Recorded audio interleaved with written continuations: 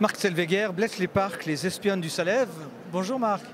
Bonjour Daniel. Vous devenez un habitué de notre web télévision.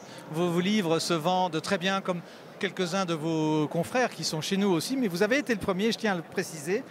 Bletchley-Park, c'est la suite des espionnes du Salève. On rappelle ce qu'étaient les espionnes du Salève. Alors c'est des espionnes que j'ai partiellement créées, parce qu'il y en a quand même existé, qui étaient basées à Genève de 40 à 45, avec les services d'espionnage polonais, anglais et surtout le service d'espionnage suisse dont on ne parle jamais. Oui, oui, que vous connaissez juste un tout petit peu. L'espionnage, oui. Oui. Un tout petit peu. Alors, bon, on va pas... Non. On sait que c'était un gros succès. Oui. Parce que c'est de l'espionnage chez nous. Comment ça, chez nous? Ben oui, parce qu'on sait que Genève était une plaque tournante, mine de rien. Pour la banque, pour l'information, pays neutre, vous prenez tout ça en compte. Ben oui, parce qu'en fin de compte, c'est là que les Alliés pouvaient se rencontrer tranquillement, même s'il y avait l'Abwehr un peu partout. Il y avait quand même 400 agents de l'Abwehr à Bâle, hein, il ne faut pas l'oublier. Oui, mais fondu dans la masse et avec la langue. Oui. Voilà. Mais malgré tout, c'était un sanctuaire des espions. Et puis le service de renseignement de la Confédération en a profité pour avoir des informations de ce qui se passait de l'autre côté, puisque la première année de guerre, pour nous, les Suisses avaient vraiment très peur que les Panzerdivision arrivent chez nous. Bien sûr, oui, ils pouvaient passer tout droit. Voilà. Hein. Ce qui ne s'est pas fait. Ce qui ne s'est pas fait. On rappellera qu'il est artisan de cette grande zone de paix. Le général Guisan, lit-on dans les livres. Et je pense qu'il était aidé de plein de gens.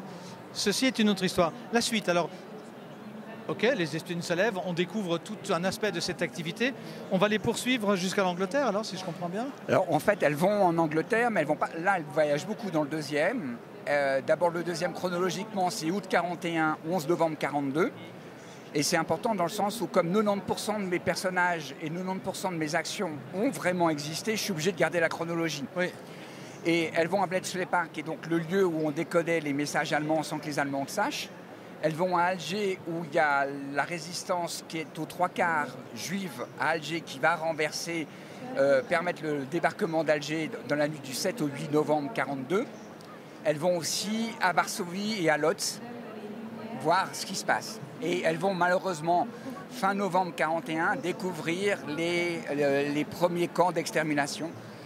Est-ce que ça veut dire qu'il y aura un numéro 3? Parce que vous allez suivre les années? Alors, il y a le numéro 3 qui arrive dans un an, qui s'appelle le pacte Allen-Dulles. Allen-Dulles est en fait, il est en train d'arriver à la fin du deuxième. Oui. Et il arrive à Berne, puisqu'il est le patron de l'OSS pour l'Europe.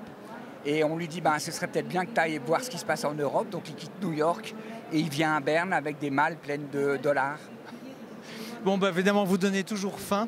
On va continuer de vous lire, Marc Zellweger, Les espionnes du Salève, qui est au catalogue, L'envers du miroir et Les espionnes du Salève, Bletchley-Park, le numéro 2 d'une, on ne dirait pas une saga, parce que c'est irrévérencieux pour le renseignement, mais une série historique.